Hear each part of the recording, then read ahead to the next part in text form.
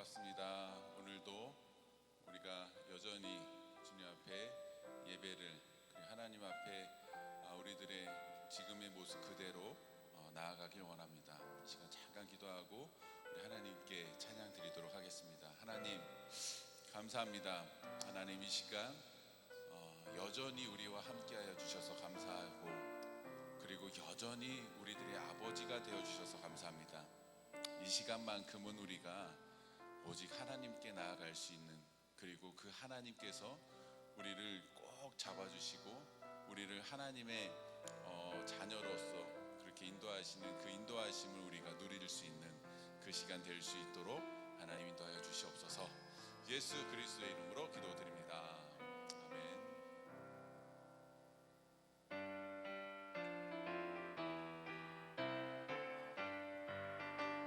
참 즐거운 노래, 참 즐거운 노래는 늘 높이 불러서 이 세상 사는 동안 주 찬양하겠네. 복 주실 산에 올라 멀리 바라보니 나 건너갈 요단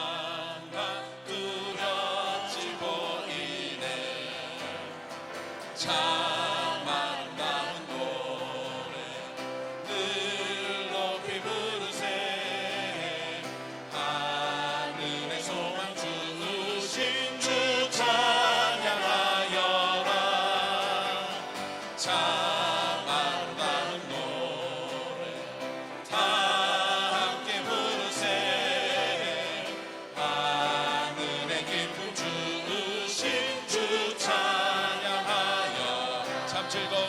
참 즐거운 노래는 늘 높이 불러서 내 영혼 구원하신 주 찬양하겠네. 땅 위의 성도들이 부르는 노래에 저 하늘의 천사들 참 아름다운 노래 늘 높이 부르세.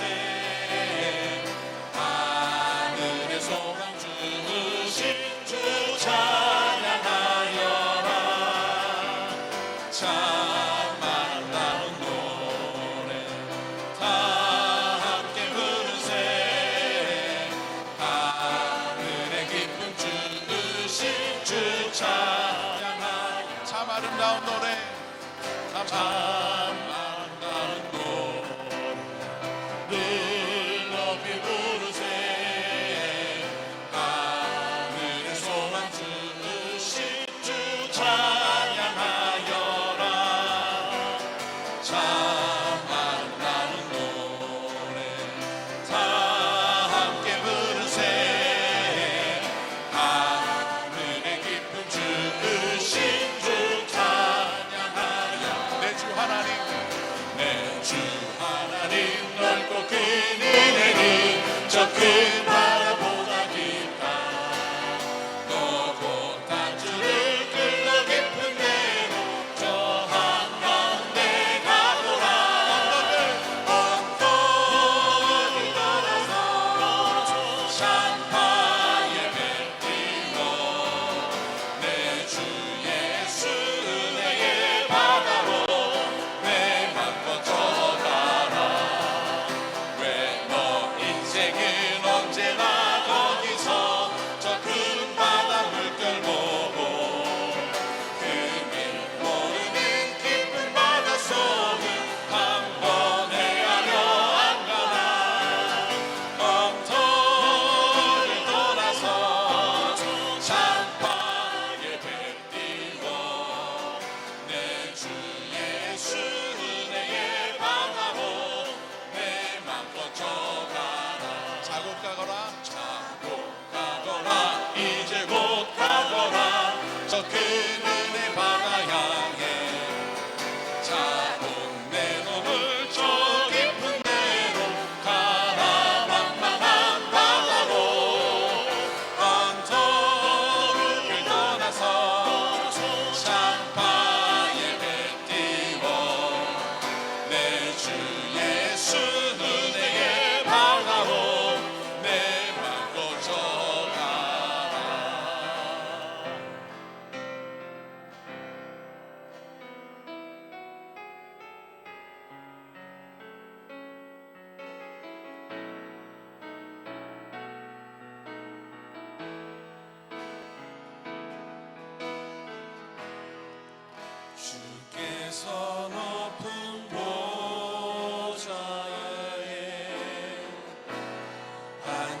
찾으셨는데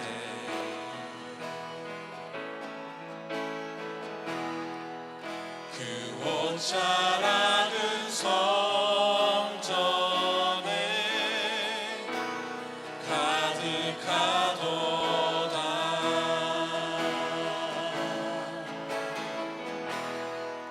천사들이 모여서 서로 찬양하여 외치니 그 소리는 성전에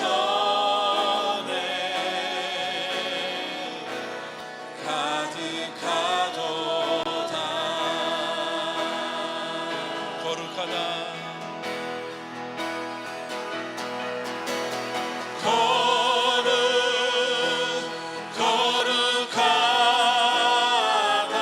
거룩하다 만군의 여호와 그 영광이 온 땅에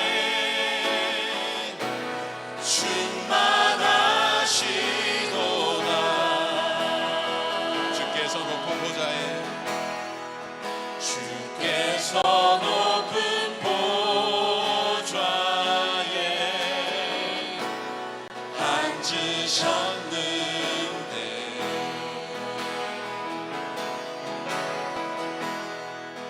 그 옷 자락은 성전에 가득하도다.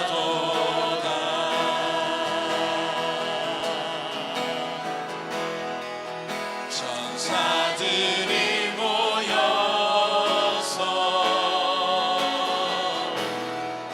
서로 찬양하여 외치니 그 소리는 성전에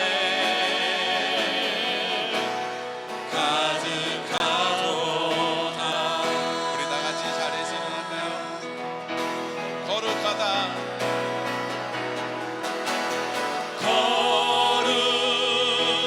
거룩하다 만군의 여호와 그 영광이 온 땅에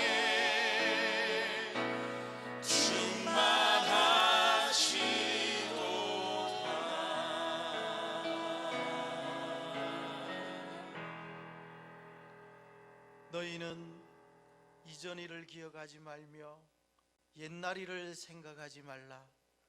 보라, 내가 새 일을 행하리니 이제 나타낼 것이라. 아멘.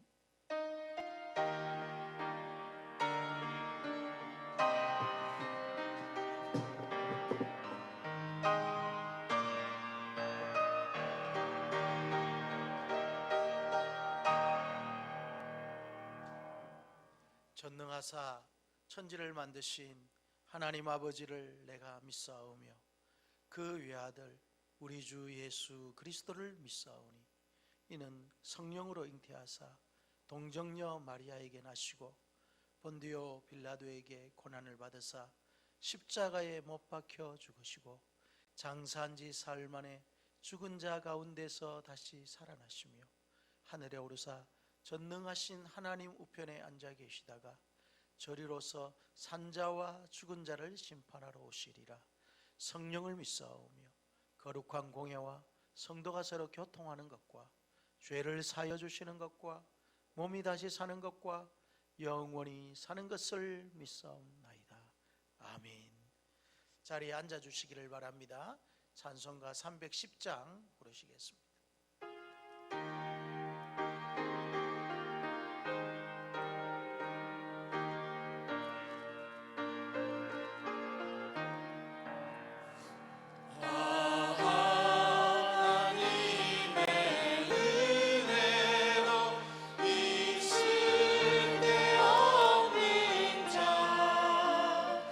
외국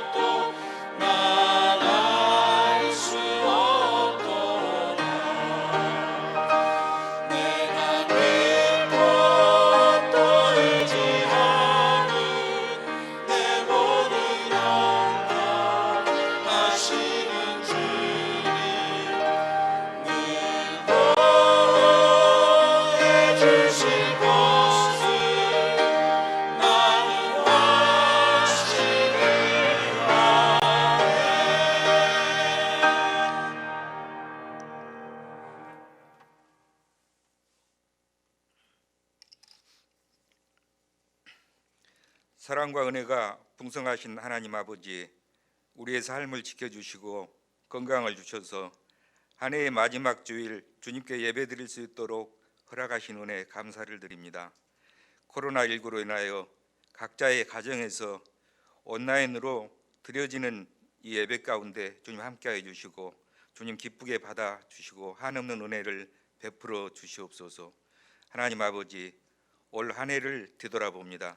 항상 모든 것을 주님께 맡기는 삶을 산다고 입술로는 고백하지만 우리 앞에 놓여 있는 상황과 현실 앞에 위축되어 염려하며 두려워하며 내 생각, 내 의지대로 살았음을 이 시간 고백합니다. 우리의 믿음 없음을 회개하오니 불쌍히 여겨주시고 긍휼을 베풀어 주시옵소서.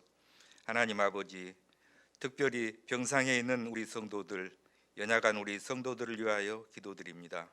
아버지께서 이 시간 찾아가 주셔서 위로해 주시고 치료해 주셔서 모두가 치유되고 회복이 되는 주님의 놀라운 은혜가 있게 하옵소서. 하나님 아버지, 세계는 지금 코로나19로 인하여 큰 어려움을 겪고 있습니다. 우리나라 역시 대유행을 거듭하면서 삶의 현장들이 무너지고 우리의 신앙, 우리의 예배가 위축되는 어려운 상황 가운데 있습니다. 모두가 기도하며 한 마음으로 최선을 다하여 이 어려움을 잘 이겨낼 수 있도록 도와주시옵소서. 하나님 아버지, 간절히 바라옵기는 2021년 새해에는 이 코로나19가 진정되어지고 완전히 소멸되게 하옵소서. 개발된 많은 백신들이 세계 모든 나라에 보급되고 또 치료제가 잘 개발되어 온 세계가 코로나19로부터 완전히 벗어나 일상이 회복되고 모든 예배가 회복되고 정상화되어 새로운 모습, 새로운 마음으로 나아가는 정말 위기가 기회로 변화되는 주님의 놀라운 은혜가 있어지게 하옵소서. 내년은 우리 교회가 설립 70주년을 맞이합니다. 교회의 본질적인 사명을 잘 감당하는 교회 되게 하시며 지역사회와 이웃을 잘 섬기며 복음화시키는 우리 교회, 선교와 전도에 힘쓰며 우리에게 주신 이 신앙의 유산을 다음 세대인 우리 아이들에게 잘 대물림하여 미래를 잘 준비하는 우리 교회 되게 하옵소서. 또 내년 70주년을 맞이하여 교회가 모든 사역들도 주님의 도우심으로 은혜 가운데 잘 이루어지게 하옵소서. 이제 하나님의 말씀을 듣습니다. 말씀을 전하시는 우리 목사님 항상 영육이 강건하게 하시고 성령 충만함을 주시옵소서. 오늘 한 해를 보내는 마지막 주일 우리에게 주시는 하나님의 말씀이 한 해를 뒤돌아보며 모든 것이 주님의 은혜임을 마음속 깊이 깨닫는 은혜의 말씀이 되게 하옵소서. 감사드리며 이 모든 말씀 예수님 이름으로 기도드립니다. 아멘.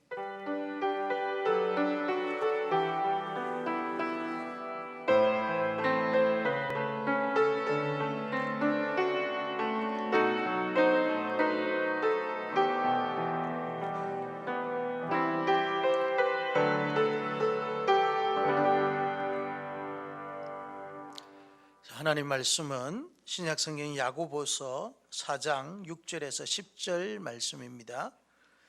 신약성경 야고보서 4장 6절에서 10절까지의 말씀입니다. 제가 가지고 있는 성경은 신약성경 374페이지 되겠습니다.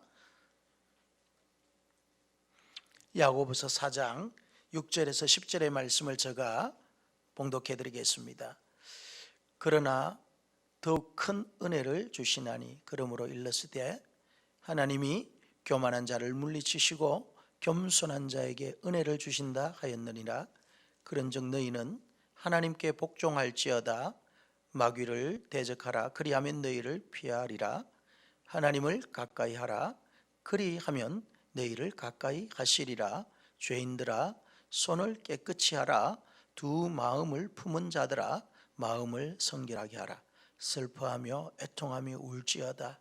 너희 웃음을 애통으로 너희 즐거움으로 근심으로 바꿀지어다. 주 앞에서 낮추라.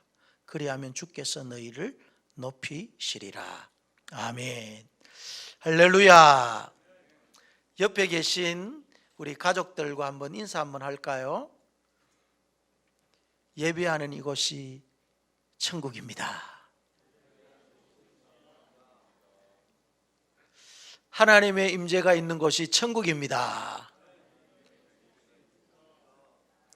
그렇습니다. 우리가 비록 코로나로 인해서 이제 삶의 조소 현장에서 가정에서 예배를 드리지만은 성령님께서 우리에게 동일한 마음을 주시고 또 함께 우리 예배할 때 예배하는 곳곳에 하나님의 임재 또 성령의 역사 함께 하시는 줄 믿습니다. 이 시간 우리 그동안 하나님께서 한 해 동안 우리의 삶을 인도해 주시고 하나님의 신실하신 약속을 계속해서 지켜주신 그 하나님을 우리 찬양하며 나가기를 원합니다. 하나님 한 번도 나를 실망시킨 적 없으시고 한 해의 삶을 우리가 뒤돌아보면서 이 찬양을 부르기를 원합니다.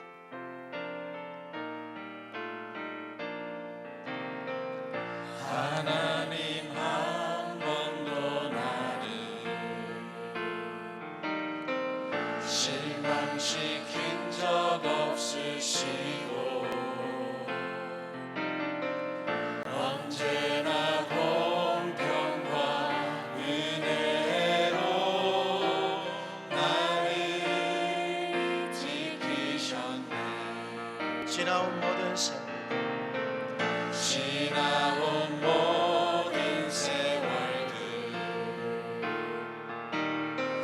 돌아보아도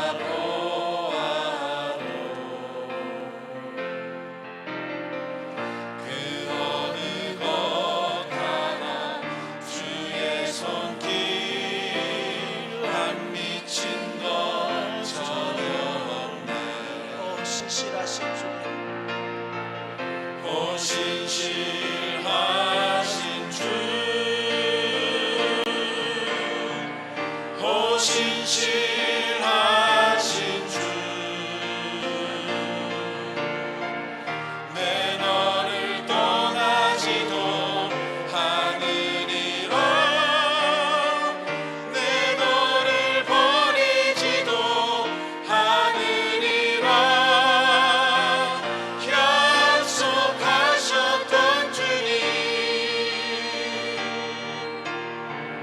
그 약속을 지키사 이후로도 영원토록 나를 지키시리라 확신하네. 신실하신 우리 두 손을 들고 찬양합시다. 오 신실하신 주, 오 신실하신 주, 내 너를 떠나지도 않으리라. 내 너를 버리지도 않으리라. 약속하셨던 주님,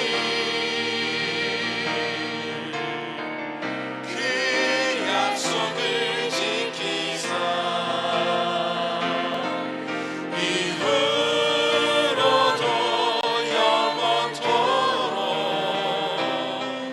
나를 지키시리라 확신하네.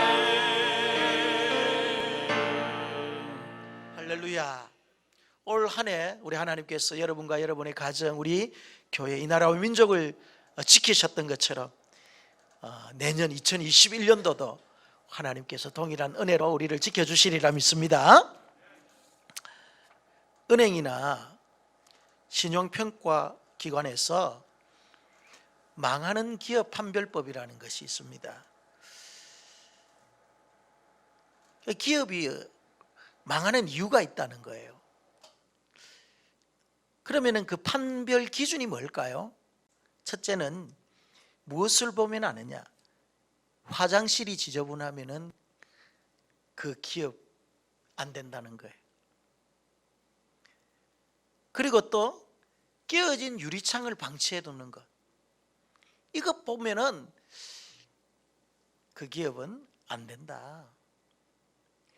직원들이 불친절하다든지 상하의 위계 질서가 없다든지 회의 시간이 너무 길고 임원 교체가 빈번하면 그 기업은 망하는 거예요. 그리고 또 낯선 사람의 출입이 너무 잦고 사장이 회사를 경영하는데 역술인에 의존해서 경영하면은 그 기업은 망할 징조라는 거예요. 이 모든 접근과 예측의 공통점은 지금을 보면은 미래를 알 수 있는 거예요. 그죠? 지금 유리창이 깨어져 있는데 유리창이 깨어졌으면 유리창을 갈아야 정상인데 유리창을 누군가가 갈지를 않는 거예요. 문제가 있는 거죠. 많은 사람들이 이용하는 화장실이 깨끗하게 청소가 되어져 있어야 되는데 지저분하게 그대로 방치되어 있으면 뭔가 지금 그 기업, 그 회사는 제대로 작동하지 않는다는 거예요. 안 그렇습니까? 회사에 사장님 말이죠, 역술인, 전보로 다니고 무당에게 찾아가가지고 기업의 미래를 점치고 이런 것들은 결코 바람직하지 못하다. 그런 기업은 반드시 망할 수밖에 없다는 것입니다. 이것은요, 현재를 보면 미래를 알 수 있다는 것입니다. 그래서 지금을 변화시켜야 된다.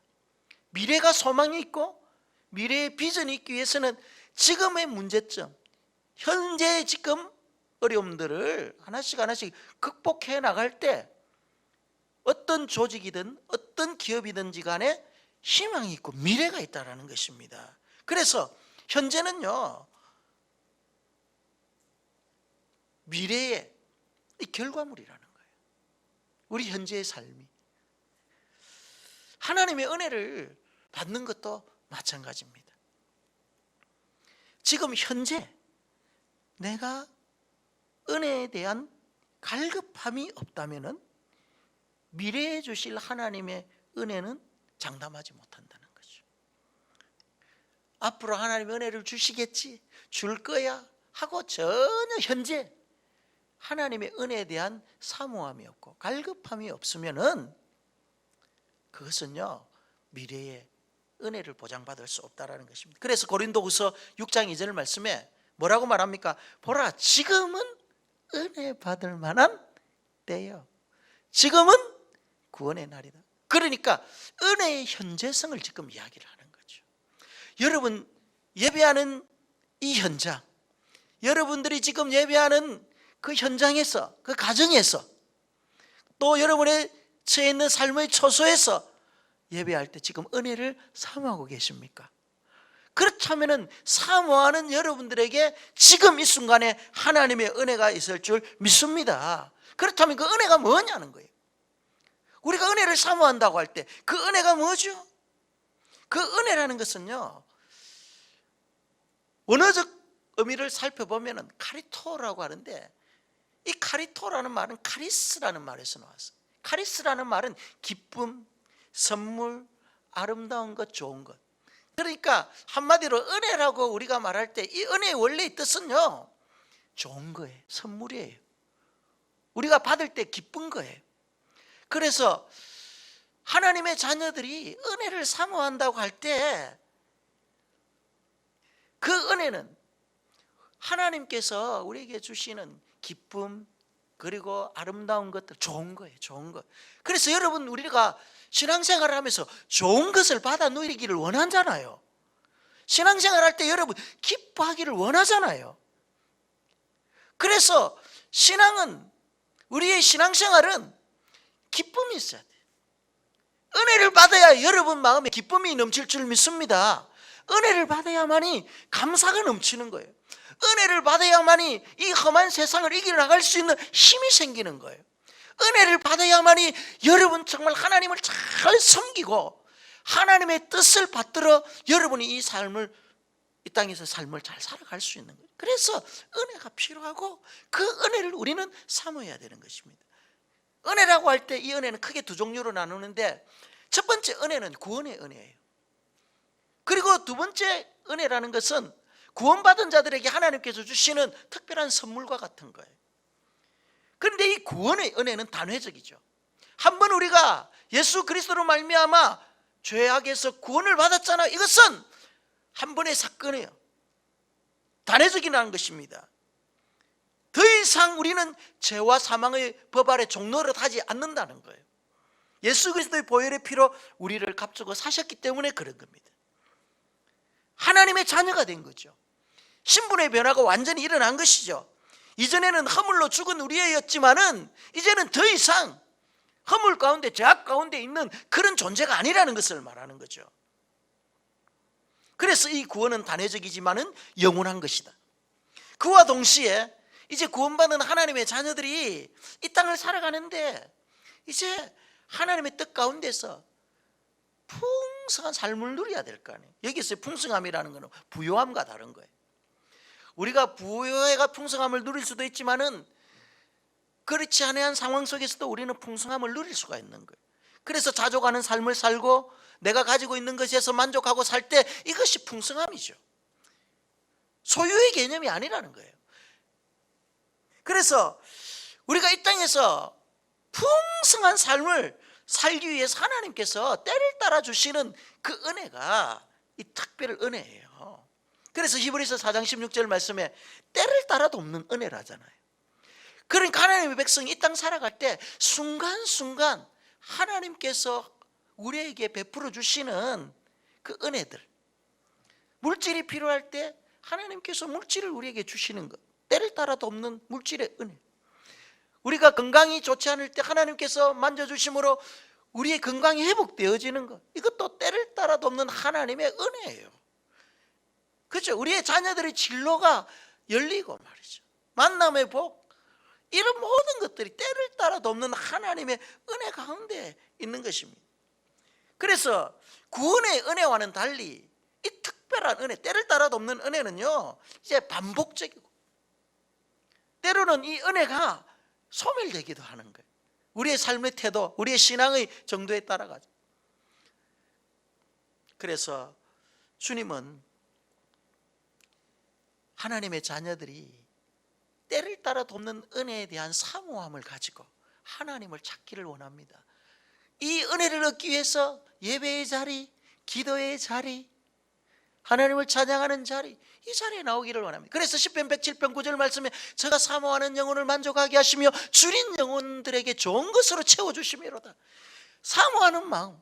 여러분, 오늘 우리가 코로나로 인해서 가정에서 우리의 삶의 처소에서 지금 예배를 드리지만은 여러분 지금 예배를 드리는 그 현장에 하나님의 은혜에 대한 사모함을 가지고 예배를 드린다면은 하나님께서 여러분 오늘 특별한 그 시간에 맞는, 오늘 이 시간에 맞는 은혜를 주시리라 믿습니다. 그렇다면 이 때를 따라 돕는 이 은혜는 어디로부터 주어지냐? 야고보서 1장 17절 말씀에 각양 좋은 은사와 온전한 선물이 다 위로부터 아버지께로부터 내려온다. 빛의 아버지께로부터 내려온다라는 거지. 그러니까 여러분, 하나님의 자녀들의 눈이는 이 때를 따라 돕는 모든 은혜, 순간순간 우리에게 피로를 제공해 주는 그 은혜는요, 위로부터 빛들의 아버지, 하늘 아버지께서 우리에게 순간순간 주시는 거예요. 순간순간. 우리가 신앙생활을 기쁨으로 할 수 있는 것은요, 하나님께서 위로부터 우리에게 은혜를 주셔야 됩니다. 우리가 이 땅에서 정말 하나님의 백성다움을 유지하기 위해서 살아가는 것, 이것도 하나님께서 위로부터 주시는 은혜가 있어야 되는 거예요. 또 하나님께서 우리가 이 땅 살아가는데 필요한 모든 영육간에 필요한 것들도 위로부터 하늘 아버지께서 공급해 주셔야만이 여러분 모든 은혜가 우리에게 임하는 것입니다. 그래서 그 은혜를 여러분 사모하시기를 바랍니다. 그런데 만약 우리에게 그 은혜의 창고, 하나님께서 날마다 베풀어 주시는 그 은혜에 정말 우리가 반응하지 못하고 또 사모함이 없고, 그래서 우리 안에 있는 은혜의 창고가 메말라 있다면, 텅텅 비어 있다면요, 우리의 영이 무기력해지는 거예요. 신앙생활하는데 힘이 나지 않는 거예요. 예배를 드려도 그 예배에 기쁨이 없는 거예요. 그래서 성경은 하나님의 자녀들이 때를 따라 은혜를 받으라, 은혜를 사모하라는 그런 말씀을 계속 우리에게 들려주는 거예요. 그래야만 사모하는 영혼에게 은혜가 주어져요. 오늘 우리가 읽었던 이 본문의 내용을 보면은요, 은혜를 우리가 누리는데 필요한 4가지 요소들, 은혜의 창고가 메마르지 않게 하는 그 네 가지의 필수 요소들을 우리에게 이야기를 하고 있는데, 먼저 오늘 본문 4장 6절의 말씀에 보면은 하나님이 교만한 자를 물리치고 겸손한 자에게 무엇을 주신다? 은혜를 주신다네. 그러니까 우리가 은혜를 받아 누리는 비결 가운데 하나가 뭐라고요? 겸손해야 된대. 겸손. 겸손은 하나님의 은혜의 통로다. 하나님은 지금도 각양각색의 좋은 은사와 은혜를 우리에게 주시기를 원하십니다. 그런데 나의 마음이 교만해져 있고 나의 마음이 높아져 있잖아요. 그러면은 은혜의 통로가 막히는 거예요. 그래서 성경은 하나님은 교만한 자를 물리치시고 대신에 겸손한 자에게 각양각색의 좋은 은혜, 은사들을 우리에게 주신다. 그렇다면 여러분, 겸손이 뭘까요? 겸손이라는 것은요, 다름이 아니에요. 하나님 앞에서 자신의 연약함을 바라보는 거예요. 겸손이라는 영어 단어 humility. 이 humility라는 영어 단어는요, 라틴어 humus에서 나왔어요. humus는 흙이에요, 흙. humus, 여기에서 human이라는 인류, 인간이라는 말이 또 파생되죠. 그러니까 한마디로 겸손이라는 것은 뭐예요? 흙에서 나오는 거예요. 흙의 특징이 무엇입니까, 여러분? 바닥이에요, 바닥. 흙이 여러분 공중에 떠 있습니까? 항상 밟히는 게 흙이에요. 인간의 본성 가운데 하나가 무엇입니까? 높아지려고 하잖아요. 다른 사람들에게 내 자신을 좀 드러내고 싶어 하는 게 사실 우리 인간의 이거는 본성이에요. 그것이 너무 지나치면은 이제 교만으로 발전하는 거죠. 그래서 좀 내가 높아지기 위해서 어떨 때는 상대방을 무시해야 되고 또 상대방을 인정하지 않으려고 해요. 그런데 중요한 것은 이 하나님의 은혜는 절대 높은 곳에 있지 않다라는 거죠. 우리가 때를 따라 돕는 하나님의 은혜를 받아 누리기를 원한다면요, 낮아야 돼. 흙과 같이 낮아져야 돼. 그래서 은혜는 항상 낮은 곳을 향해 흐른다. 여러분 마음을 낮추시기를 바랍니다. 하나님을 위해 내가 밟히고 또 공동체를 위해서 내가 좀 낮아지고 가정을 위해서 내가 포기하고 이럴 때마다 내가 죽는 것 같고 내가 밟히는 것 같고 내가 낮아지는 것 같지만은 이때 위로부터 은혜가 임한다는 것입니다. 중세의 유명한 수도사 성 프란시스라는 사람 아시죠? 우리 잘 알잖아요. 평화의 기도를 작사한 사람. 주여 나를 평화의 도구로 서주소서. 이 찬양을 지은 성 프란시스, 이 사람은요 겸손의 대명사였습니다. 이 프란시스의 제자가 환상 중에 하늘나라를 구경하는 거예요. 많은 보좌들이 천국에 있는데 가장 높은 보좌에 자리가 비어 있는 거예요. 그래서 예수님께 이 제자가 물어봅니다. 예수님, 저 많고 많은 그 보좌 중에 가장 높이 있는 저 빈 보좌는 누구의 것입니까? 이렇게 질문하자 예수님께서 그것은 세상에서 가장 겸손한 성 프란시스가 앉을 의자다, 이렇게 이야기해요. 이 이야기를 듣고 제자는 은근히 질투가 난 거예요. 그리고 그 환상에서 깨어났습니다. 그리고 난 이후에 조용한 시간에 프란시스 스승에게 찾아갔습니다. 선생님은 자신이 어떤 사람이라고 생각하십니까? 라고 이렇게 묻습니다. 그러자 이 프란시스가 뭐라고 말합니까? 이 세상에서 나는 가장 악하고 형편없는 사람이지, 이렇게 이야기를 하는 거예요. 그러자 이 제자가 선생님, 그것은 선생님의 교만함과 위선이 아닙니까? 이렇게 이야기를 합니다. 사람들은 다 선생님을 성자라고 부르는데 왜 선생님 스스로가 그렇게 세상에서 가장 형편이 없고 악한 사람이라고 여깁니까? 그렇게 이야기하자 이 프란시스는 이렇게 대답하죠. 그건 자네가 몰라서 그래. 만일 하나님께서 내게 주신 은혜를 다른 사람에게 주었다면 그 사람은 분명 나보다 더 훌륭한 사람이 되었을 거예요. 이 이야기를 들은 제자는 프란시스의 겸손함에 무릎을 꿇었다고 하는 거예요. 여러분 무엇을 말합니까? 무엇을 말합니까? 하나님의 은혜를 우리가 받지 못하면은요, 우리는 그렇게 살 수밖에 없다는 거예요. 은혜를 받았기 때문에 내가 이렇게 된 거지, 은혜 없이는 내가 아무것도 할 수 없는, 그래서 은혜를 받지 못하면 나는 세상에서 가장 사실 악한 존재예요. 내 안에 있는 그 죄악의 본성이 나를 가만히 두지 않는다는 거예요. 하나님 은혜 없으면. 여러분 예배하는 모든 우리 가수원교회 가족 여러분, 하나님의 은혜가 없으면은요, 사실 우리 안에 있는 죄악의 본성이 우리를 가만두지 않습니다. 우리의 모든 연약함을 어떻게 해서라도 말이죠, 우리를 파괴하려고 한단 말이에요. 그래서 은혜가 필요한 거예요.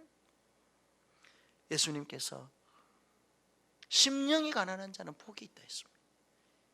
심령이 가난하다는 것은 무엇을 말하는? 하나님의 존재 앞에서 자신의 모습을 발견하는 거잖아요. 겸손하다는 것은 그 위대하신 하나님, 그 광대하신 그 하나님 앞에 정말 나는 아무것도 안 해. 그래서 사도 바울은 나는 하나님 앞에서 벌레요, 사람이 아니다, 이렇게 표현하잖아요. 그러니까 크신 하나님을 바라봤을 때 나의 모습은요, 벌레예요, 벌레. 내가 뭐 많은 것을 배운 것 같고 내가 많은 것을 가진 것 같고 사회적으로 높은 지위를 누리는 것 같지만은 우리의 생사화복을 주장하시는 그 하나님 앞에, 역사의 수레바퀴를 움직이는 그 하나님 앞에 우리의 존재는요, 먼지와 같은 거죠. 그것을 바라볼 때 우리는 겸손할 수밖에 없죠. 하나님의 크심 앞에 우리가 어떻게 교만할 수 있겠습니까? 그렇잖아요. 그래서 이런 말이 있잖아요. 되어야 할 사람이 먼저 되면은 가져야 할 것을 소유하는 데는 어려움이 없다. 내가 겸손하면은요, 축복이 따라온다라는 거예요. 물이 낮은 대로 흐르듯 겸손한 자에게 하나님의 은혜의 강물은 흘러내린다. 여러분, 하나님의 은혜의 비결을 받는 것은요, 하나님의 존재 앞에서 나 자신의 모습을 늘 바라볼 때 하나님의 은혜가 임합니다. 두 번째 은혜의 비결은요, 순종이에요. 순종. 오늘 7절 말씀에 그런 정도에는 하나님께 복종할지어다 마귀를 대적하라 하잖아요. 여기서 은혜를 받기 위해서는요, 하나님의 복종해야 돼요. 여러분 순종하기 힘듭니까? 그럼 복종하세요. 복종은 좀 강압적이잖아요. 순종은 좀 자발적이잖아요. 그런데 내가 도저히 이성적으로 합리적으로 내가 하나님 말씀에 순종할 수 없는 그런 상황이라 할지라도 어떻게 해야 된다는 거예요? 그때는 복종해라는 거예요. 여러분 군에 가면은요, 순종이라는 말을 쓰지 않습니다. 군에서는 복종이에요. 복종. 명령에 복종하는 거예요. 복종은 내가 하고 싶어서 하는 게 아니에요. 하고 싶지 않더라도 하는 거예요. 그러니까 하나님의 말씀 앞에 우리는 복종해야 돼요.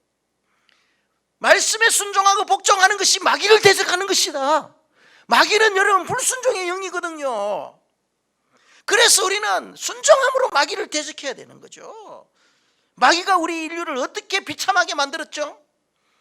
말씀에 대한 불순종 때문이잖아요. 말씀을 거역하라고, 말씀에 순종하지 않아라. 그래서 결국은 순종하지 아니한 우리가 죄를 짓게 된 거죠. 그래서 하나님의 은혜와 복을 받는 비결은요, 다른 게 아니에요. 순종하는 데 있습니다. 신명기 28장 1절 말씀, 네가 네 하나님 여호와의 말씀을 삼가 듣고 내가 오늘날 너에게 명하는 그 모든 명령을 지켜 행하면, 하나님의 말씀을 듣고 그 말씀을 지켜 행하면은 내 하나님 여호와께서 너를 세계 민족의 위에 뛰어나게 하실 것이다. 야, 우리가 살고 있는 이 땅에서 뛰어나는 것이 아니라 세계를, 그리고 이 땅에 있는 모든 열방 가운데에서 뛰어나게 하는 거예요. 머리가 되게 한다는 거예요. 하나님 말씀대로 살면. 여러분 우리 대한민국이 정말 하나님의 말씀에 순종하고 그 명령을 지켜가는 그런 제사장의 나라가 된다면은 열방 가운데 뛰어난 민족이 될 줄 믿습니다. 하나님의 말씀대로 행하고 말씀대로 살면은요, 망할 나라, 망할 민족이 어디에 있겠습니까?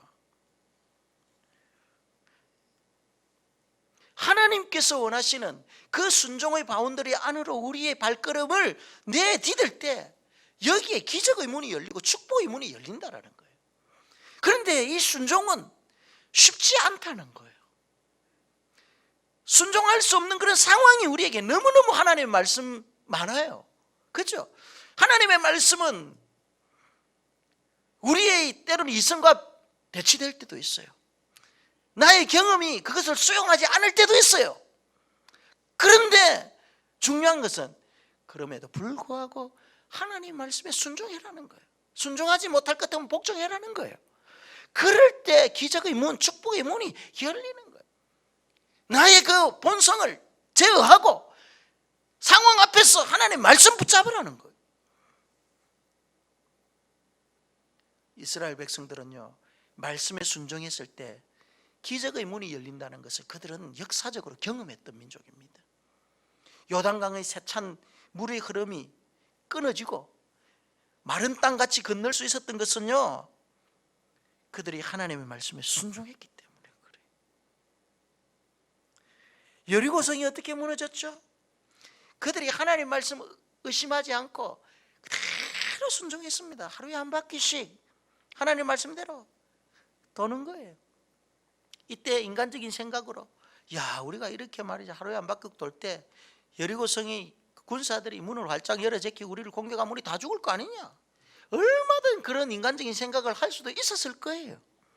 그럼에도 불구하고 그들은 하나님의 말씀 신뢰하는 거예요. 믿는 거예요. 요단강을 말씀에 순종하고 건넜던 것처럼 우리가 말씀에 순종하여 이 여리고성을 돌기만 돈다면 하나님께서 반드시 이 여리고성을 우리에게 주실 것이라는 그 믿음의 확신을 가지고 도는 거예요. 시키는 대로, 하나님이 하라는 대로 하는 거예요. 마지막 날 7바퀴를 돌았을 때 그 무너지지 않을 것 같은 난공불락의 여리고성이 무너집니다. 이처럼 순종에는 능력이 있는 거예요. 순종에 능력이 있는 거예요. 가나의 혼자치에 물이 변하여 포도주가 된 것은요, 하인들이 먼저 예수님의 말씀에 순종했어요. 그죠? 그래서 성경에 나타나는 기적의 공식을 우리가 보면은요, 아주 간단한 공식이에요. 말씀 플러스 순종이에요. 이거는 기적의 공식이에요. 그런데 이 아주 간단한 공식이지만 이 공식을 우리의 삶에 적용한다는 것은 참으로 힘들어요. 그런데 이 말씀이 너무 우리의 상황과 맞지 않는 말씀이에요. 그런데 아무리 우리의 상황에 맞지 않더라도 이 말씀에 순종할 때 기적이 일어나는 것입니다. 하나님은 말씀하시고 우리는 그 상황 속에서 순종하기만 하면은 기적이 일어나는 것입니다. 그래서 순종은 하나님의 은혜, 하나님의 기적을 우리의 삶에 끌어들이는 송수관과 같은 거예요. 만약에 여러분 우리가 말씀에 순종하지 아니하면 은혜의 송수관이 꽉 막혀 있는 거예요. 더 이상 은혜가 우리의 삶 가운데 흘러 들어갈 수가 없는 것입니다. 그래서 순종함으로 말미암아 은혜의 송수관이 뻥뻥 뚫려나서 은혜의 강물을 마음껏 마시는 그런 주인공이 우리가 되어야 될 것입니다. 세 번째 은혜의 비결은요, 다름이 아니에요. 하나님 가까이 하는 거예요. 오늘 8절 말씀해 보세요. 하나님을 어떻게 하라? 가까이 하라는 거예요. 하나님을 가까이 하라. 그리하면은 너희를 가까이 하시리라. 여러분, 은혜 받는 비결 세 번째는요, 우리의 믿음의 대상, 우리 하나님, 그리고 우리를 구원하신 예수 그리스도, 지금도 그의 영으로 우리와 함께 하시는 그 성령님을 늘 가까이 하는 거예요. 가까이 하면 가까울수록 좋은 거예요. 금묵자학이라는 말이 있듯이 검은 것을 가까이 하면은요, 검게 되지만은 반대로 거룩한 것, 깨끗한 것,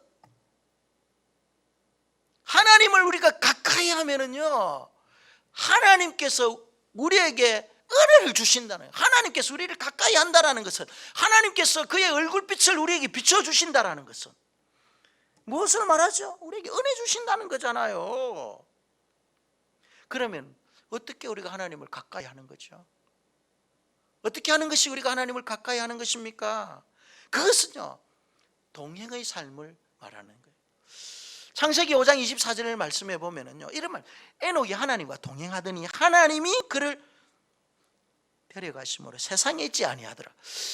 에녹은 하나님과 동행했습니다. 그리고 그가 세상에 있지 않고 하나님께서 산채로 데려갔습니다. 여기에서 동행의 의미를 히브리서 11장 5절에 해석을 하고 있어요. 그 해석이 뭐냐면은 믿음으로 에녹은 죽음을 보지 않고 옮겼다는 거죠. 저는 옮기기 전에 하나님을 기쁘시게 하는 자라는 증거를 받았다는 거죠.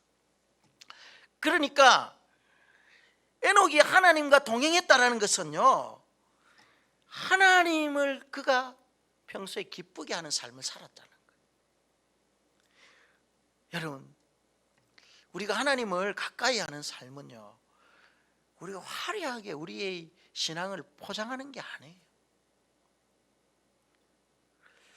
하나님을 기쁘시게 한다는 것은 때로는요, 애매한 오해와 고난을 당할 수도 있어요. 고통당할 때도 있다는 거죠. 불이익을 당할 때도 있습니다. 그러나 내가 하나님을 가까이 한다는 것은 어떻게 하면 내가 하나님을 기쁘게 할까? 내가 하나님을 기쁘시게 하는 일에 있어서 애매한 고난을 받을 수도 있고 오해를 받을 수도 있고 또 여러 가지 사회적으로 불이익을 당할 수도 있다는 거죠. 그럼에도 불구하고 내가 하나님을 기쁘시게 하기 위한 액션을 취할 때 그것이 바로 하나님을 가까이 하는 거예요. 하나님을 가까이 하는 거예요. 이렇게 하나님을 가까이 하는 자들에게 하나님의 은혜가 임하는 거죠. 은혜가 임하는 거죠. 오늘날 하나님은요, 에녹 시대에 에녹과 같이 하나님을 기쁘시게 하는 그런 자들을 찾고 계세요. 그런 자들과 우리 하나님께서 동행하기를 원해요. 그런 자들에게 우리 하나님께서 오늘도 은혜를 주시기를 원합니다. 을을 위해서 핍박을 받는 자, 그런 자들에게는 반드시 하나님의 시각이 그를 집중하고 있다는 것을, 그를 보고 있다는 것입니다. 그래서 여러분, 하나님을 가까이 하십시오. 하나님과 동행하십시오. 하나님을 기쁘시게 하기 위해서 내가 어떻게 살아야 될 것인가 고민하십시오. 지금도 보이지는 않지만은 하나님을 의식하면서 사십시오. 하나님의 말씀이 어떠한지를 항상 묵상하십시오. 상황 가운데 하나님의 의도를 여러분 발견하시기를 바랍니다. 그럴 때 하나님을 기쁘시게 하는 것이요, 그것이 바로 하나님을 가까이 하는 것이요, 가까이 하는 그들에게 하나님의 은혜가 임하는 것입니다. 마지막 네 번째 은혜의 비결은요, 회개하는 자에게 주어집니다. 9절 말씀 보십시오. 슬퍼하며 애통하며 울지어다. 지금 뭔가 슬퍼해야 되는 거예요. 애통해야 돼요. 이 슬픔과 애통은 무엇을 말합니까? 지금 죄에 대한, 나의 잘못에 대한 그 애통, 내 가슴이 찢어지고 마음이 무너지는 그 애통, 그것 때문에 말이죠, 잠을 자지 못하고 그것 때문에 마음이 힘들고 괴로워할 때 슬퍼하며 울고 애통하는 거죠, 죄에 대해서. 그래서 시편 34편 18절 말씀에 여호와께서 심령이 가난한 자에게 가까이 하시고 중심에 통해하는 자를 구원하시도다. 이라. 그러니까 여러분, 우리가 이 땅 살아가면서 하나님의 백성이라 하지만 실수하지 않을 때가 어디 있습니까? 아직까지 여전히 우리에게는 죄악의 본성이 남아 있습니다. 육신의 정욕이 우리를 이끌 때도 있습니다. 그래서 때로는 넘어지고 실수한단 말이에요. 그럼에도 불구하고 이것이 끝이 아니라는 거죠. 하나님의 자녀들에게는 하나님께서 우리에게 주신 가장 큰 은혜 가운데 하나가 무엇이죠? 그것이 바로 사죄의 은혜예요. 사죄. 잘못했을 때 그 잘못을 용서받는 은혜예요. 여러분들은 그 사죄의 은총을 받는 수혜자들이에요. 그래서 여러분, 내가 잘못한 일이 있습니까? 범죄한 사실이 있습니까? 그렇다면 여러분, 통회하는 마음으로 하나님 앞에 나와서 울며 기도하고 애통할 때 여러분, 하나님께서 우리의 모든 죄를 사해 주시는 그 은혜를 누리는 것이죠. 안 그러면 우리가 어떻게 힘들어서 살겠어요? 미국의 유명한 교회에 젊은 목사가 있었습니다. 이 목사는요, 공명심이라는 거 있잖아요. 공명심이 뭐죠? 자신의 이름을 막 세상에 한번 알려보고 싶어하는 그런 심리. 그래서 교회에서 목회하는 것이 양이 안 차요. 그래서 목회를 접고 정계로 나갔어요. 그래서 결국은 국회의원이 됩니다. 정치계에 이제 입문하자. 여러분, 신앙생활이 잘 될까요? 안 됩니다, 여러분. 정치하는 것이 얼마나 힘들고 바쁜데, 생각할 것이 많은데 신앙생활이 되겠습니까? 주일날도 뭐 나가야 되죠. 주일도 못 지키고. 그러니까 이전에 목사로 기름 부음을 받았는데 이제 목사의 흔적은 점점 사라지는 거예요. 사실 제가 있잖아요. 여러분들에게 고백하는데, 우리가 수원교회 오기 전에 사실 저는 고민을 참 많이 했습니다. 왜냐? 그동안 목회한다 싶지고 너무 가족들에게 미안했던 거예요. 애들 볼 면목도 없고 또 아내 고생만 시키고. 그래가지고 우리 가수원교회에서 청빙이 들어왔을 때 저 가족을 이제 불러놓고 가수원교회에서 부목사 청빙이 들어왔는데 나는 할 말이 없다. 나에게 선택권이 없다. 가족들이 동의해 주기를 원한다. 안 그러면은 여러분이 동의하지 않는다면 나는 이제 이 모습 그대로 내가 평범하게 살 것이다. 제가 이렇게 이야기를 했을 때 아직까지 저의 내리에 남아있는 아내의 말이 생각납니다. 그게 뭔지 알아요? 당신이 목회를 안 하니까 거칠어진다. 여러분. 거칠어진다. 막노동방에서 말이죠. 막 일하다 보니까 그들의 언어를 닮아가게 되고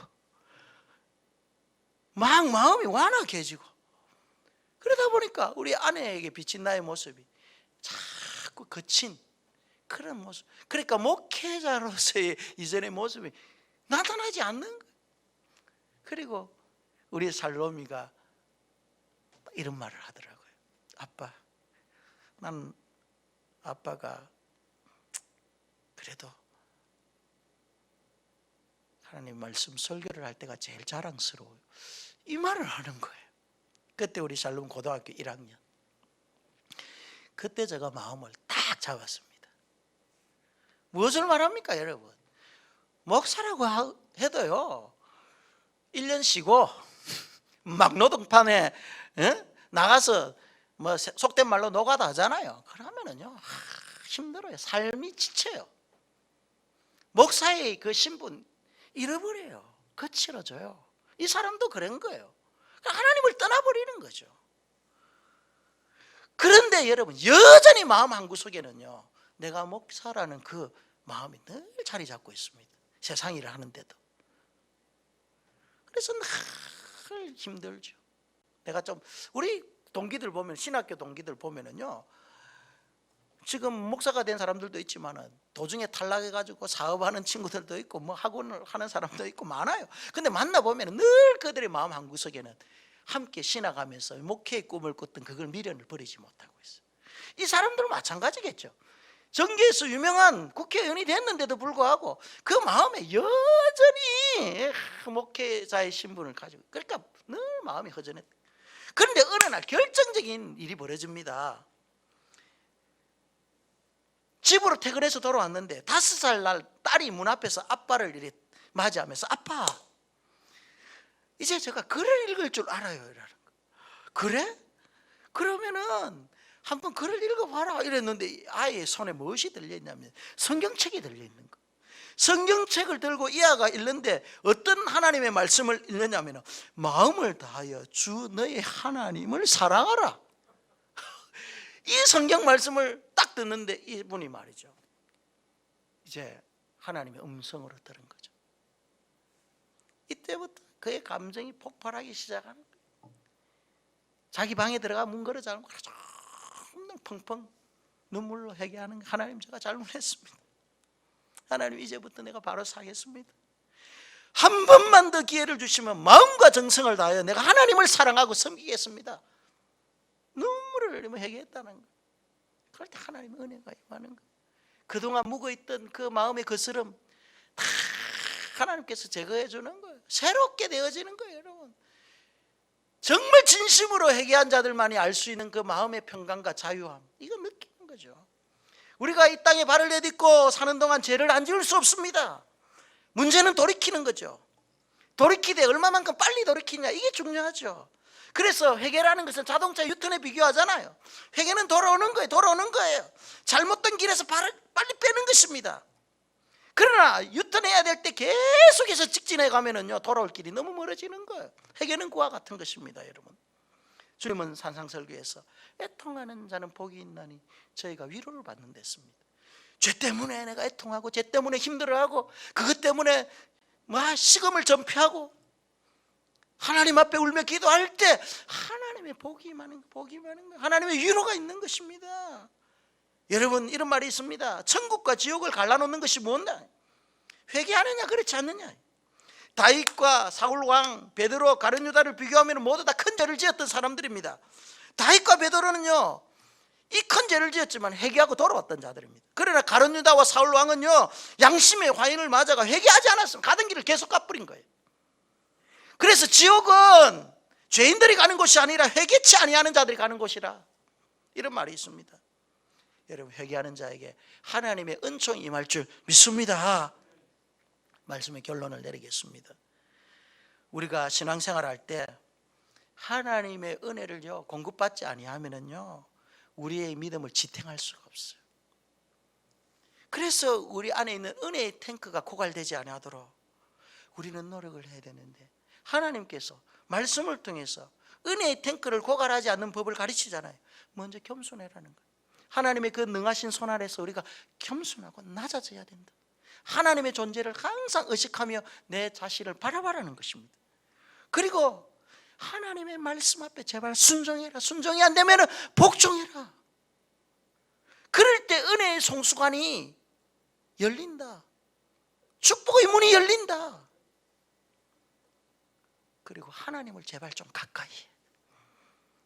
하나님을 가까이 해. 하나님과 좀 동행해. 하나님을 기쁘시게 하고자 하는 그런 마음으로 가득 좀 채워봐. 하나님을 의식하며 살아. 그럴 때 하나님 은혜가 임한다는 것입니다. 하나님의 관점에서 생각하고 하나님의 의도를 판단하면서 삶을 살아라는 것입니다. 왜 하나님께서 나를 불러주셨는지 자꾸 부르심의 소명을 재확인하면서 살아라는 것입니다. 그리고 마지막으로 잘못한 일이 있느냐, 범죄한 사건이 있느냐, 그렇다면 가던 길 돌이켜. 그럴 때 우리의 은혜 메마르지 않고 때를 따라 돕는 하나님의 은혜가 우리의 삶 가운데 계속 주어진다는, 이와 같은 은혜가 여러분 오늘 우리 함께 예배하는 우리 모든 가성교회 성도님들, 가정가정에 우리 자녀들, 여러분의 삶의 모든 현장에 이와 같은 하나님의 때를 따라 돕는 은혜가 있기를 주님의 이름으로 축복합니다. 이 시간 여러분 한번 기도할까요? 여러분 가정에서도 우리 함께 기도합시다. 자녀들이 있다면 자녀들의 손을 잡고, 여러분 부부가 함께 예배를 드린다면요 부부의 손을 잡고 아내의 손을 잡고 한번 기도합시다. 결단하면서 기도합시다. 하나님, 우리의 가정에 하나님의 은혜가 마르지 않게 해주십시오. 나의 신앙생활 가운데 은혜의 탱크가 고갈되지 않게 해주십시오. 하나님, 순간순간 내 자신을 하나님 앞에서 늘 거울과 같이 비춰보게 해주십시오. 하나님, 정말 내가 이제 말씀에 순종하며 살기를 원합니다. 다가오는 2021년도는 내가 상황 앞에서 상황을 선택하는 것이 아니라 말씀을 내가 순종하게 해주십시오. 하나님, 내가 지금까지 하나님을 가까이 하지 못한 부분들이 많이 있었는데 하나님, 이제부터 하나님을 좀 기쁘시게 하고자 하는 몸부림이 나에게 있기를 원합니다. 우리 가정이 그렇게 되기를 원합니다.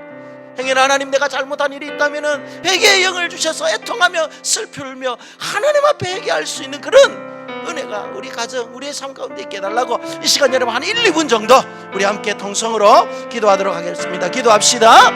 하나님 아버지, 참 오늘도 우리에게 주신 귀한 하나님의 말씀을 저희들이 되새겨 봅니다. 그동안 2020년도 참 예상치 못한 일들이 너무 많았고, 참으로 하나님 아버지 기대하지 못한 일들이 얼마나 많이 있었습니까? 그럼에도 여기까지 우리를 인도해 주신 것이 하나님의 은혜인 줄 압니다. 하나님, 그 은혜를 알고 이제 은혜를 계속해서 받아 누리는 우리 가수교회 성도들 되게 하여 주옵소서. 때로는 하나님 아버지 이 땅 살아갈 때에 저희들이 참으로 힘들고 때가 많습니다. 도와주십시오. 하나님 은혜 주십시오. 나의 마음에 은혜의 탱크가 고갈되지 아니하게 하여 주십시오. 그래야 기쁨을 잃어버리지 않게 하여 주시고, 하나님 사랑을 잃어버리지 않게 하시고, 감사를 잃어버리지 아니하도록 주님 도와주십시오. 하나님의 존재 앞에서 나 자신을 날마다 비춰보게 하여 주시고, 하나님 앞에서 내가 얼마나 작은 자인지를 깨닫는 겸손함을 우리에게 허락하여 주시기를 원합니다. 하나님, 상황과 말씀이 충돌할 때에 내가 하나님 아버지 상황을 선택하지 아니하고 말씀을 붙잡는 자가 되게 하여 주옵소서. 말씀을 붙잡고 나갈 때 은혜의 송수관이 활짝 열릴 줄 믿습니다. 기적의 문이 열릴 줄 믿습니다. 하나님 아버지, 한 해 동안 하나님 또 우리의 인생 가운데 하나님을 가까이 하게 하여 주옵소서.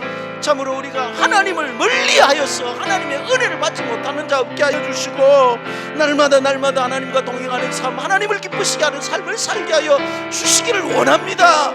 주님, 하나님을 의식하게 하여 주옵소서. 하나님께서 왜 우리의 가정, 왜 나를 불러주셨는지 그 부르심의 소명을 날마다 하나님 아버지 의식하고 깨닫게 하여 주시기를 원합니다. 하나님, 우리가 죄악의 본성이 있어서 때로는 죄를 범하고 넘어질 때가 얼마나 많이 있습니까?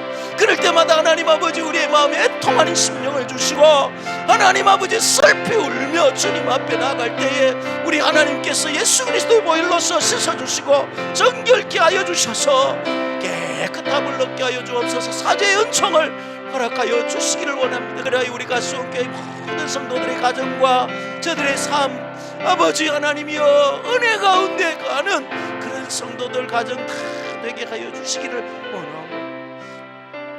하나님께서 우리에게 은혜 주실 줄 믿습니다. 예수님의 이름으로 기도드리옵나이다. 아멘. 찬송가 305장 부르시면서 준비한 예물을 하도록 하겠습니다. 예물을 드리겠습니다.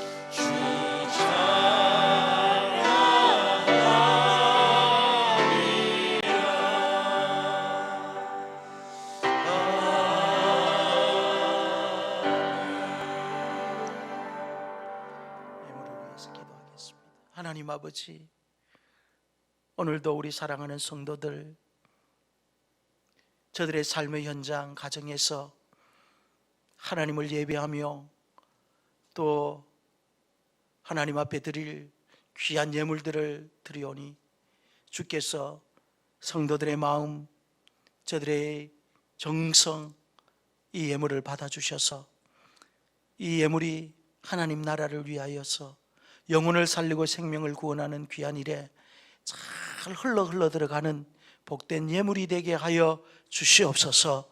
하나님, 참 코로나로 인하여서 우리의 삶이 무너지고 경제가 힘들고 여러 가지 어려움이 너무 많습니다. 주님, 이 어려운 상황이 지속되지 아니하도록 주께서 긍휼을 베풀어 주시고 또 우리 사랑하는 성도들 이 어려운 시대에 위기를 잘 극복해 나갈 수 있도록 힘도 주시고 지혜도 주시고 상심한 자들에게 하나님 힘도 주셔서 이 모든 위기가 잘 극복되어지고 난 이후에 하나님의 복이 우리 사랑하는 모든 성도들의 손으로 하는 일에 임하게 하여 주시옵소서. 연약한 성도들이 있습니다. 병상에 누워있고 또 수술한 성도들, 또 투병하며 하나님 아버지 질병과 싸우는 우리 성도들도 있습니다. 여러 가지 마음의 문제와 여러 가지 어려움 가운데 있는 자들도 있습니다. 주님, 이 시간 우리 하나님께서 저들의 마음을 위로하시고 아픈 부분을 치료하여 주시고 회복시켜 주셔서 온 성도들이 영육이 회복되어지고 강건함을 얻는 치료의 은혜가 있게 하여 주시옵소서. 우리 성도들을 힘들게 하는 모든 배후에서 역사하는 어둠의 권세들을 우리 하나님께서 결박시켜 주시옵소서. 한 주간 주님 살아갑니다. 확진자들이 날마다 이렇게 불어나고 있는데 우리 성도들의 발걸음을 주께서 주장하여 주셔서 가서는 안 될 곳 가지 않게 하시고 지혜롭게 모든 일들을 잘 행하여서 이 위기를 잘 극복할 수 있도록 주께서 날개 아래 붙잡아 주실 줄 믿사오며 예수님의 이름으로 기도드리옵나이다. 아멘. 교회 소식 알려드리겠습니다. 자, 코로나 2.5단계 격상으로 인해서 우리가 예배가 지금 비대면으로 드려지고 있습니다. 송구 영신 예배 31일 날은요 현장 예배를 중단하고 실시간 온라인으로 예배를 드립니다. 예배 시간은 오후 11시 20분부터 찬양이 시작됩니다. 여러분들께서 반드시 11시 20분에 여러분 온라인 예배 함께 드려주시기를 바라고요. 이때 가족들이 다 함께 모여주시면 감사하겠습니다. 이때 우리가 송구 촛불 예배를 드릴 텐데 1인당 하나씩 초를 여러분 장만해 주시고 혹시 여러분 불나는 것이 뭐 걱정이 되고 이러면 요즘 LED 촛불이 있습니다. 그 LED 촛불을 하나 구입하시면 되겠습니다. 그리고 또 주일 예배 다음 주일까지 현장 예배를 이제 중단하고 실시간 온라인 예배를 드리겠습니다. 예배 시간은 오전 11시 우리가 주일 2부 예배 드리는 이 시간을 계속 고수하도록 하겠습니다. 그리고 주중 예배는 새벽 예배를 비롯해서 수요 예배, 금요 다락방송에는 주 공지할 때까지 여러분 가정에서 좀 들어주시고 또 교회에서 결정하고 또 결정된 사항들을 가정에 공지할 때 여러분 잘 따라주시면 감사하겠습니다. 그리고 연말 시상이 있습니다. 성경 읽기 필사 전도상 수상자는 담당 지구 교육자에게 여러분 소정의 상품을 좀 받아가시기를 바랍니다. 그래서 전도 그리고 성경 필사 그리고 성경 통독하신 분들 계시죠? 이분들은 여러분들께서 교회에 시간 되시면 찾아오셔서 여러분 소정의 상품이 큰 상품은 아니에요. 여러분들 좀 더 격려하는 차원이지 여러분들 뭐 성경을 필사하는데 그 얼마나 시간이 많이 걸리겠어요. 정성이. 그래서 이분들 격려하는 거지 여러분이 뭐 상 많은 것을 받으려고 하는 게 아니잖아요. 그죠? 그러니까 여러분들께서 너무 상에 목숨 걸지 마시고 여러분 교회에서 정성껏 준비한 대로 여러분 받아가시면 감사하겠습니다. 이제부터 연말 정산용 기부금 영수증을 발급합니다. 여러분 필요하신 분들은 반드시 신청서를 작성하여서 행정실에 먼저 제출해 주시면 신청하고 난 후 한 주 후에 여러분 받아가실 수 있습니다. 그래서 반드시 여러분 이제 세금 공제 혜택을 받을 수 있도록 여러분 신청해 주시고 또 직분자 임명 우리 다음 주일 첫째 주에 있습니다. 우리가 비대면으로 드리지만은 첫째 주일 날 우리 모든 직분자들 또 임명할 분들을 임명하도록 하겠습니다. 장학 저금통 계속해서 여러분들 제출해 주시고요. 또 봉사 지원서도 여러분 저 지금 제출해 주시면 감사하고, 이 코로나 사태가 언제까지 이렇게 진행될지는 모르겠지만은 여러분 이 모든 문제들이 잘 이렇게 종식되어지면은 바로 우리가 사역에 이렇게 들어갈 수 있도록 우리가 이 시간들을 스탠바이 해서 잘 준비하는 그런 시간을 갖도록 하겠습니다. 그리고 성탄 선물이 아직 남아 있습니다. 여러분 2층에 보면은 성탄 선물이 있는데 여러분들 1인당 하나씩 이렇게 오셔서 가져가야지, 우리 가족 거 뭐 3개 4개 이렇게 들고 가면 안 됩니다. 하나씩 꼭 가져가시고 기도하시고 꼭 가져가시기를 바랍니다. 그리고 방명록을 기록해 주시면은 감사하겠습니다. 여러 자리에서 다 일어나시기를 바랍니다. 지금은 우리 주 예수 그리스도의 은혜와 아버지 하나님의 크신 사랑과 성령님의 감화감동하심과 위로하심과 교통하심과 충만하신 은사가 하나님의 은혜를 사모하며 그 은혜 가운데 날마다 살아가기를 다짐하고 또 다짐하는 우리 사랑하는 가수원교회 모든 성도들 머리 위에, 저들의 가정, 저들의 자녀들과 저들의 삶의 현장 위에 이제로부터 영원까지 함께 있을지어다. 아멘.